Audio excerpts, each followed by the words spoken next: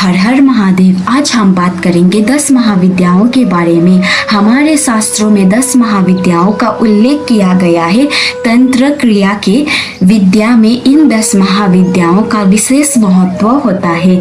इन 10 महाविद्याओं की साधना और उपासना से विशेष फल की प्राप्ति होती है और ये 10 महाविद्या छुरी के नोक पर चलना जैसा ही कठिन है। थोड़ी सी चूक कही हुई तो भोगना खुद को ही पड़ता है। मैंने अक्सर इस चीज पर लोगों को उपवास उड़ाते हुए भी देखा है, तो इसलिए मैं आज समझाती हूँ कि 10 महाविद्याओं का वास्तव अर्थ क्या है, जो कि ज्यादातर हिंदू नहीं जानते। 10 महाविद्या ऐसा नहीं है कि आज मंत्र पढ़ लोगे तो कल काम कर दे, और जो बुरे काम के लिए सोच कर करते हैं तो उन लोगों के ऊपर तो ये बिल्कुल भी काम नहीं करती है, चाहे वो जितनी भी माँ की भक्ति क्यों ना करे। और इस विद्या को पाने में सालों लग जाते हैं। आपको हर चीज का ध्यान रखना होगा। आपके व्यवहार हो या खान पीन हो, हर एक चीज में शुद्धता लाना होगा। आपको अपनी आत्मा को इस तरह से शुद्ध करना होगा, जितने भी नकारात्मक ऊर्जा होते हैं आपको उनसे दूर रखना होगा। इस कारण जो इसकी साधना करते हैं किसी गुफा में या ऐसी जगह जहाँ ज्यादा लोग ना हो, या कोई लोग तो घर में ही रहकर भी करते हैं, लेकिन ऐसी नकारात्मक ऊर्जा से दूर रहते हैं। और इस साधना में आपको पूरी तरह से अपने आप पर विजय पानी होती है। अगर आप खुद को जीत लोगे, खुद की एंगर कंट्रोल कर लोगे, अपनी माइंड को कंट्रोल कर लोगे, तो आप अवश्य ही दुनिया को भी जीत लोगे।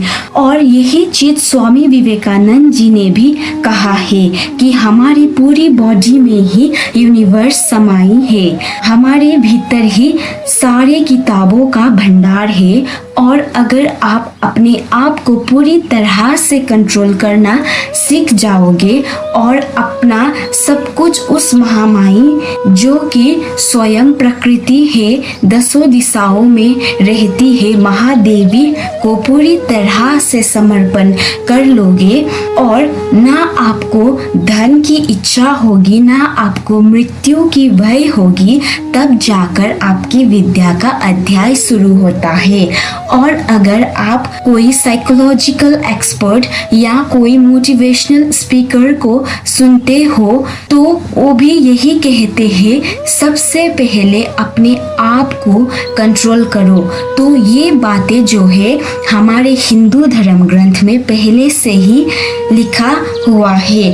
और मात्र अपने आप को कंट्रोल करना नहीं, अपनी ऊर्जा शक्ति को कब कहाँ किस तरह से इस्तेमाल करना और किस तरह से जागरूक करना, ये भी हमारे धर्म ग्रंथ में लिखा हुआ है। और आप में से कुछ लोग डरते हो ना कि माँ की इतनी डरावनी रूप है, तो वो रूप सिर्फ पापियों के लिए है, हम बच्चों के लिए तो प्यार भरी वही रूप है। जिस तरह से प्रकृति हमको सब कुछ देती है एक माँ की तरह ही, लेकिन किसी कारणवश प्रकृति को क्रोध आ गया तो सब कुछ तहस नहस कर देती है।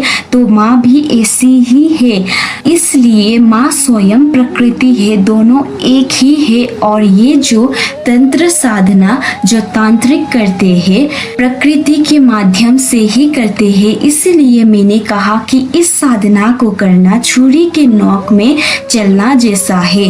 और इसके जो भी पहला बीज मंत्र होता है वो आप किसी गुरु से प्राप्त करोगे तो बेहतर है।